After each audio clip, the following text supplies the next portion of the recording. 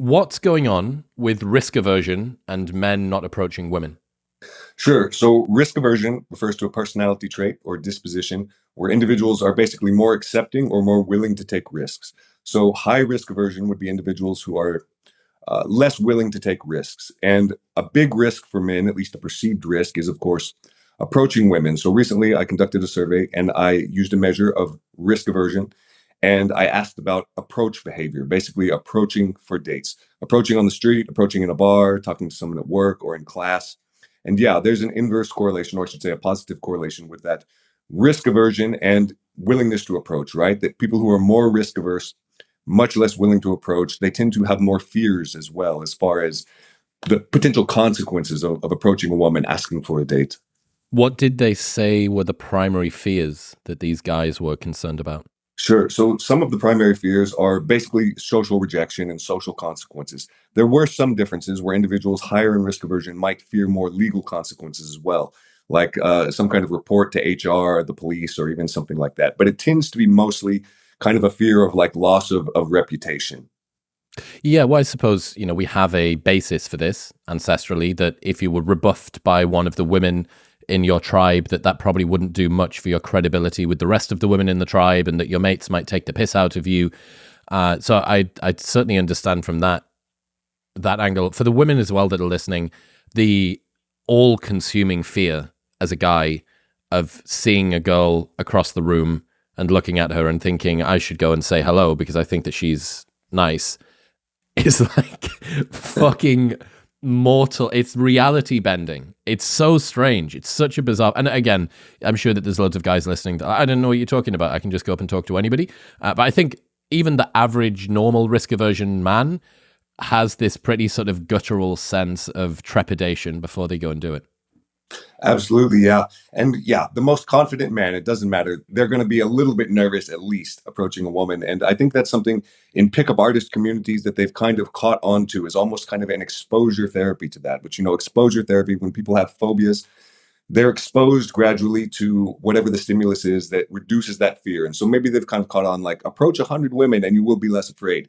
Yeah, that's what it is. But of course, most men aren't out there approaching 100 women, and that kind of nervousness, it persists, even if an individual is very, very confident to begin with.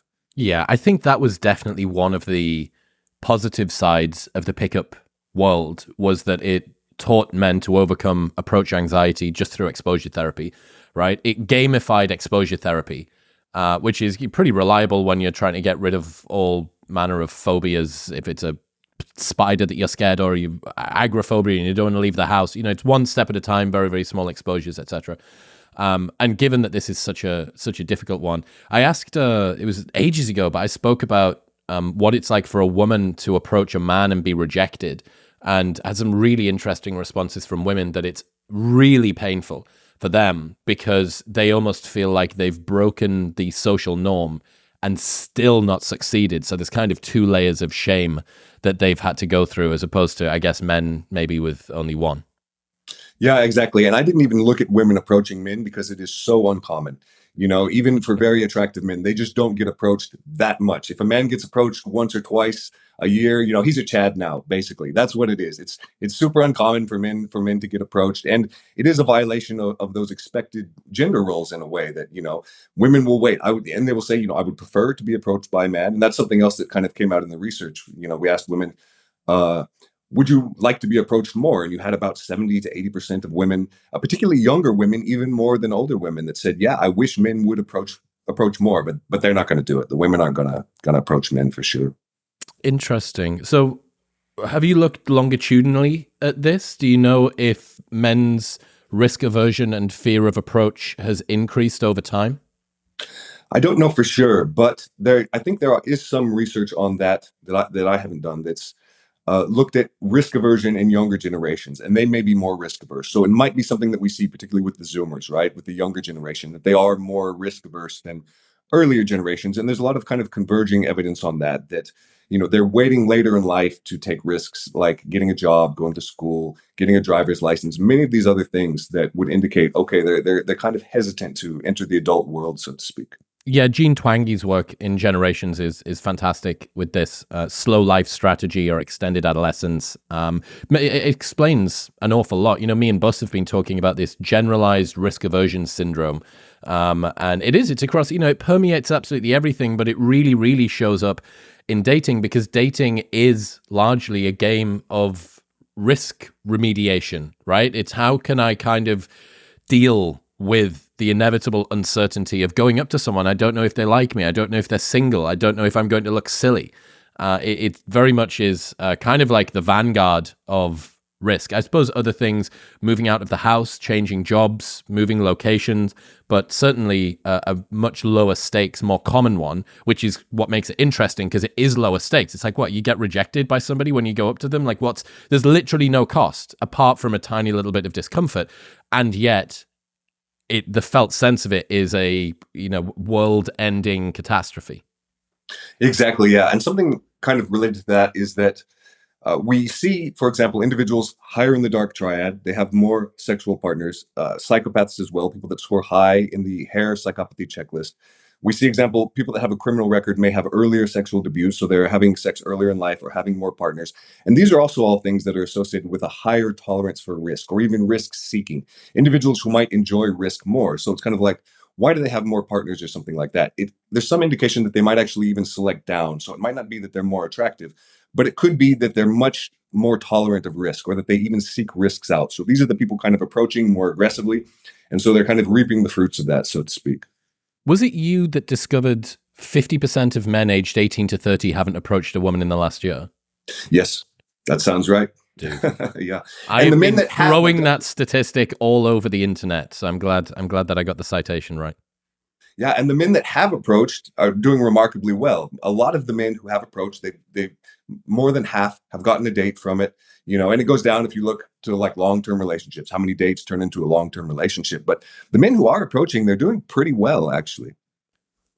Okay, so 50% of men aged 18 to 30 haven't approached a woman in the last year. Of that 50%, 50% of them did get a date. I would have to check again, but it might even be higher. It might have been, of the men who had it, might have even been about 70%, at least got a date or a phone number or some kind of romantic connection there. And it goes down to about 20% that got a long-term relationship out of it, but sex is higher. So you kind of see it go down like date, sex is a little bit lower, long-term relationship is a little bit lower, but mostly they're kind of people that approach women, they're getting dates from it. I don't know, that seems pretty positive for the approach. And I suppose, there's an argument to be made. Well, of course, the kind of guys that are approaching women, they're the ones that are full of the confidence, or they're the ones that know it's a sure thing. Of course, they're getting into relationships and having sex and going on dates and getting phone numbers and stuff. But given the fact that this is an exclusively agentic decision that you're making, right? Yeah, sure. If you have a little bit more confidence in yourself, it's going to make making the decision more easy. But ultimately, there's a huge chunk of people in that 50% that are doing it that probably are just as unsure and just as terrified and just as uncertain as you are. So, yeah, I mean, that's a serious white pill for why you should approach women. Absolutely, yeah. That's one of the things that I've come to believe is that, as far as the whole PUA thing and all of that goes, yeah, like a lot of it just comes down to approaching women, and it does seem to work. It's interesting you said agentic as well, because I have some more data. I haven't put it out yet, but this looks at like locus of control and dating difficulties. So I asked people to list all of these. What do they think are their difficulties in dating? And then I coded those into a survey, got the responses, and I found a correlation with locus of control and dating difficulty. So individuals that have a higher internal locus of control, that are more agentic, they tend to report that they have fewer difficulties dating. So that's another thing too, is that more agentic individuals in that sense, like you said, yeah, they're probably doing better. Yeah, I think William Costello's most recent post about incels found a wildly externalized locus of control. Yes. Exactly, yeah. His recent paper, exactly that. He looked at the same thing, locus of control, and incels had, that higher external locus of control. People with an external locus of control, they see the world as like, things just happen to me.